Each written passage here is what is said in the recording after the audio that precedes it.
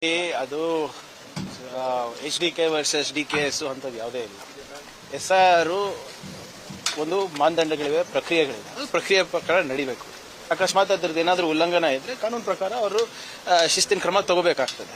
ಮನೆಗೆ ಹೋಗೋದು ಬಿಟ್ಟು ಕಮ್ಯುನಿಟಿ ಹಾಲ್ಗಳಲ್ಲಿ ಮಾಡ್ತಾ ಇದ್ದಾರೆ ಅಥವಾ ಬೇರೆ ಎಲ್ಲಾನ ಮಾಡ್ತಾ ಇದ್ದಾರೆ ಅಂದ್ರೆ they will take action. But ಬಹಳ ಪ್ರಮುಖವಾದಂಥ ವಿಚಾರ ಏನು, ನಾವು ಕೇಳಿರುವಂತ 12 ಪ್ರಶ್ನೆಗಳು ಕ್ಯಾಬಿನೆಟ್ ಇಂದ, ಸರ್ಕಾರದ ವತಿಯಿಂದ, ಅದ್ರ ಬಗ್ಗೆ ಇನ್ನೂ ಉತ್ತರ ನಮಗೆ ಬಂದಿಲ್ಲ. ಸೊ ಅದ್ರ ಬಗ್ಗೆ ಕೂಡ ವಿರೋಧ ಪಕ್ಷದವರು ಮಾತಾಡಬೇಕು. ಯಾಕಂದ್ರೆ ಇದು ಅವ್ರ ಪರವಾಗಿ ನಮ್ಮ ಪರವಾಗಿ ಅಲ್ಲ. ಯಾವ ನಾಗರಿಕನಿಗೂ ಕೂಡ ಅವರ ಮತದಾನದ ಹಕ್ಕನ್ನ ಕಸ್ಕೊಳ್ಳುವ ಹಕ್ಕು ಯಾರಿಗೂ ಇಲ್ಲ.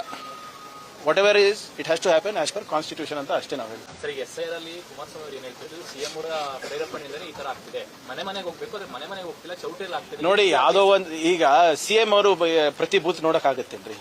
50-60 ಸಾವಿರ ಬೂತ್ ಇರ್ತದೆ. ಯಾರೋ ಅಲ್ಲಿ ಲೋಕಲ್ ಲೀಡರ್ಸ್ ಹಿಂಗ್ ಮಾಡಿದ್ರೆ ಭವಿಷ್ಯ ಬೇಗ ಆಗ್ಬೋದು ಅಂತ ಹೇಳಿರ್ಬೋದು. ಆದ್ರೆ ಅದ್ರ ಬಗ್ಗೆ ಇನ್ನ ಸಂಪೂರ್ಣ ಮಾಹಿತಿ ನನಗೆ ಬಂದಿಲ್ಲ. ಬಟ್ ಏನೇ ಇದ್ರು ಕೂಡ ಎಲೆಕ್ಷನ್ ಕಮಿಷನ್ ಇದೆ, ನೋಡ್ಕೋತಾರೆ. ಈಗ ಎಲೆಕ್ಷನ್ ಕಮಿಷನ್ ಮಾಡೋ ಕೆಲಸನೂ ಇವರೇ ಮಾಡ್ತಾರಾ BJP JDS ಅವರು? What ever it is, they will ask for clarification from the BLO.